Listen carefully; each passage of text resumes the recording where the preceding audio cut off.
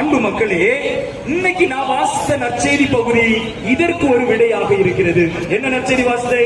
மத்தேயு நற்செய்தி பிரிவு 1 இறை வார்த்தைகள் 22, 23.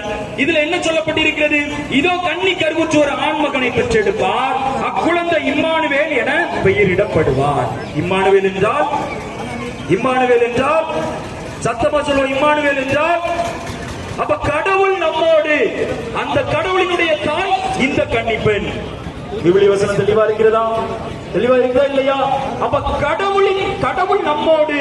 இந்த கடவுளினுடைய தாய் நம்முடைய தாய், அதிசய பணிமாதா மரியே வாழ்க.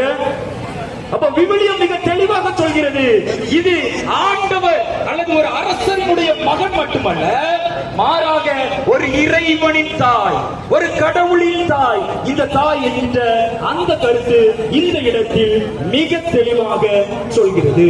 அன்பு மக்களே, இன்னும் நிறைய நேரத்துல நம்ம கிட்ட எதை எடுத்தாலும் கேட்கிற கேள்வி, பைபிள்ல சொல்லியிருக்கா?